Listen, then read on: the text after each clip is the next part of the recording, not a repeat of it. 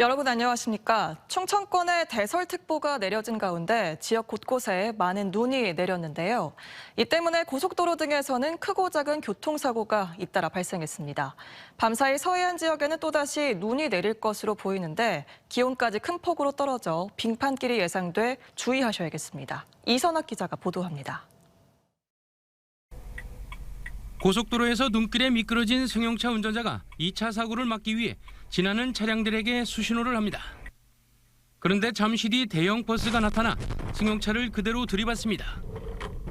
버스에 들이받친 승용차는 크게 회전하며 중앙 분리대 쪽으로 밀려났고 중심을 잃은 버스는 그대로 전복됩니다.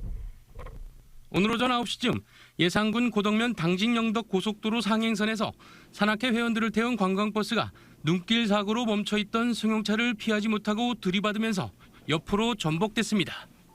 사고 당시 버스 안에는 승객 36명이 탑승하고 있었지만 다행히 4명만 가벼운 부상을 입어 병원으로 옮겨지는 등 큰 인명피해는 발생하지 않았습니다. 비슷한 시각 천안 논산 고속도로와 대전 남부 순환 고속도로에서도 눈길 사고가 발생하는 등 오전에 대설특보가 내려진 가운데 대전 충남 지역 곳곳에서 20여 건의 크고 작은 교통사고가 잇따라 발생했습니다. 오늘 내린 적설량은 예산이 13.5cm, 대전이 2.6, 서산 10.5, 천안 12.3cm 등 서해안과 내륙 곳곳에 많은 눈이 내렸지만 별다른 눈 피해는 집계되지 않았습니다. 기상청은 낮 시간 잠시 소강 상태였던 눈이 현재 서해안을 중심으로 다시 내리기 시작한 가운데 이번 눈은 내일까지 이어질 것으로 예보했습니다. 예상 적설량은 서해안 지역은 5에서 15cm, 충남 내륙 지역은 3에서 8cm입니다. 특히 기상청은 밤사이 내린 눈이 얼어붙어 내일 아침에는 빙판길이 예상됨에 따라 운전자들의 주의를 당부했습니다.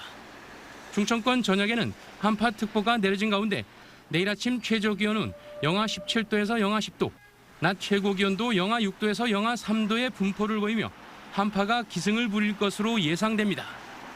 기상청은 이번 한파가 화요일까지 이어지겠고 수요일쯤 일시적으로 풀렸다가 다시 기온이 내려가면서 다음 주 내내 영하권의 추위가 이어질 것으로 내다봤습니다. TJB 이선학입니다.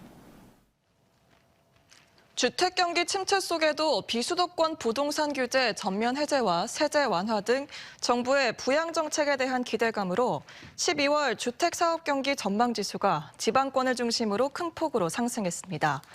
주택산업연구원이 주택사업자를 대상으로 12월 주택사업 경기 전망을 조사한 결과 전국 평균 100을 기준으로 44.9로 여전히 하강 국면에 머물렀지만 전월 대비 4.4포인트 올랐고 지방은 62로 전월 대비 23.6포인트 상승했습니다. 세종은 58.8로 전월 대비 35.3포인트 상승하며 전국에서 가장 큰 상승폭을 기록했고 대전 63.1, 충남 61.1로 전월 대비 각각 24포인트와 26.1포인트 상승했습니다. 금리 인상 등에 따른 부동산 경기 침체로 아무 조건 없이 죽는다는 뜻의 이른바 줍줍으로 불리는 무순위 청약이 지속적으로 발생하고 있는 가운데 앞으로 무순위 청약에서 지역 거주 요건이 폐지됩니다. 국토교통부는 이를 골자로 한 청약제도 일부 개편 내용이 담긴 주택 공급에 관한 규칙 개정안을 앞으로 40일간 입법 예고했습니다. 또 민영주택의 청약제도를 개편해 1, 2인 청년 가구 수요가 높은 중소형 평형은 추첨제 비율을 높이고 중장년 가구 수요가 많은 대형주택은 가점제를 확대합니다. 대전시가 대전 신세계 엑스포타워 20층에서 창업, 벤처기업들의 비즈니스 공간으로 활용할 디유니콘 라운지 개소식을 갖고 운영에 들어갔습니다. 세미나실과 이벤트홀, 휴게실, 카페테리아 등을 갖춘 이곳에서는 창업기업 육성 사업인 디유니콘 프로젝트에 선정된 10개 유망기업과 지역 벤처기업들이 투자 정보를 공유하고 글로벌 혁신기업으로 성장할 수 있도록 지원하는 다양한 프로그램이 운영됩니다. 교도소에서 동료 수용자를 때려 숨지게 한 혐의로 재판에 넘겨진 20대가 항소심에서 살인이 자신의 단독 범행이 아니라고 주장했습니다.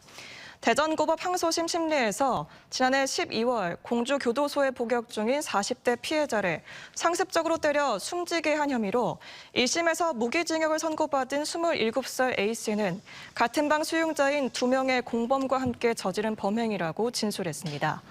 재판부는 지난 1심에서 두 공범에겐 살인 방조 혐의만 인정해 각각 징역 5년과 징역 2년 6개월을 선고했습니다.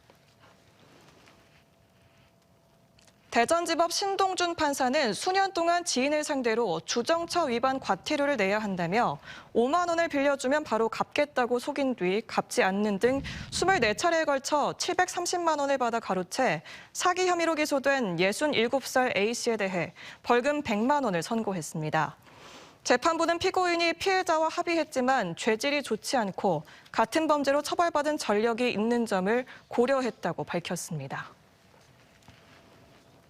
대전과 세종, 충남의 코로나19 하루 신규 확진자가 5,361명으로 전날보다 85명이 감소했습니다. 대전의 경우 신규 코로나19 확진자는 1,941명으로 전날에 비해 61명이 감소했고 충남도 2,822명으로 126명이 감소한 반면 세종은 598명으로 전날에 비해 102명이 늘어 증가세를 나타냈습니다. 코로나19 사망자는 대전에서 2명이 추가로 발생한 가운데 충남과 세종에서는 사망자가 발생하지 않았습니다.